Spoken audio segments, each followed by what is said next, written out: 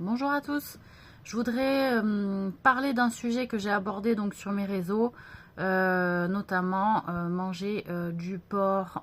Donc effectivement pour les juifs, les musulmans c'est proscrit et de ce que je me souviens, parce que j'ai quand même des souvenirs, la cuisse du porc était autorisée tout simplement parce que c'était une partie du corps qui ne touchait pas l'intestin, qui ne touchait pas les boyaux.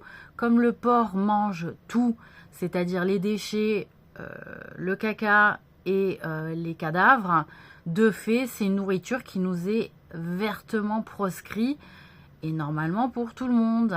Il y avait beaucoup d'épidémies liées à la viande de porc. Et alors mal conservé, pas mal conservé, enfin mal conservé, mais aussi parce qu'il y avait des maladies qui parcouraient facilement les troupeaux de porcs. Et que c'était les virus, c'était un peu comme des rats, ils sont porteurs de virus. Et de fait, ce sont normalement des animaux nettoyeurs, ils nettoient la planète. De fait, des éléments, des animaux nettoyeurs, normalement on ne les mange pas. Dieu a autorisé la cuisse seulement et avec un mode de fabrication particulier, c'est-à-dire une salaison et un temps de séchage lent. Voilà, donc il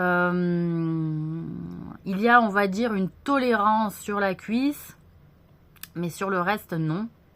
Et de fait, il y avait une proscription, c'était proscrit, tout simplement parce que les gens, les commerçants, mélangeaient souvent leur viande de cuisse avec d'autres éléments du corps du porc.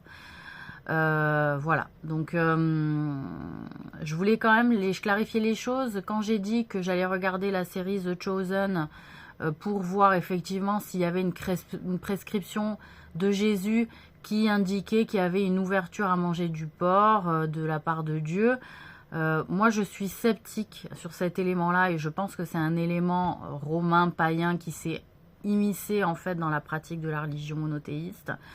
Voilà, mais ce que je voulais dire, c'était que Jésus quand même reprend la Torah, c'est-à-dire il indique quand même aux gens qui le suivent, à ses disciples, de prendre la Torah, de lire la Torah, de s'éduquer à la Torah.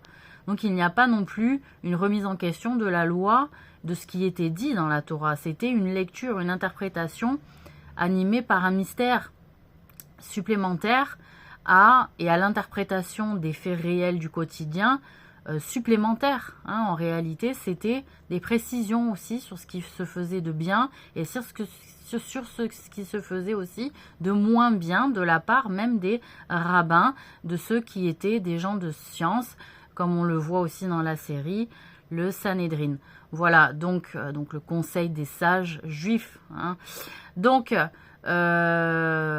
c'était une petite précision, voilà, il y a une tolérance, c'est pas un droit absolu, il y a une tolérance sur la cuisse, mais voilà, il est préférable d'éviter cette viande, tout simplement parce qu'il est vecteur de maladies, il a été vecteur d'épidémies de virus pendant des siècles, ce qui n'est pas le cas avec les autres animaux.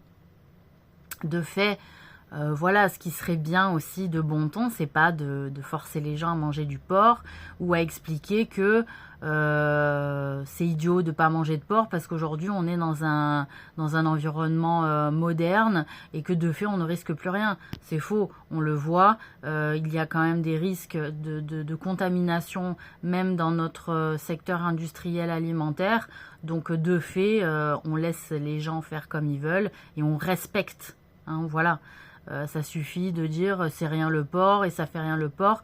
Pour ceux qui s'intéressent un peu à la religion, à la spiritualité, il est quand même notable d'expliquer aux gens que ça fait partie d'une purification, d'éviter des aliments qu'on appelle impurs à la consommation, voilà, parce qu'on doit purifier son âme, on doit élever son âme, on doit éduquer son âme à se contraindre aussi à pas succomber à tous les plaisirs et il est quand même important de comprendre qu'on n'a pas tous la même interprétation de la vie, même si on voudrait avoir tous la même interprétation pour arriver à s'aimer peut-être et à vivre en paix les uns avec les autres, et bien en réalité, Dieu, il nous amène aussi à nous forcer à s'aimer les uns les autres, malgré des divergences de vision de la vie, d'opinion.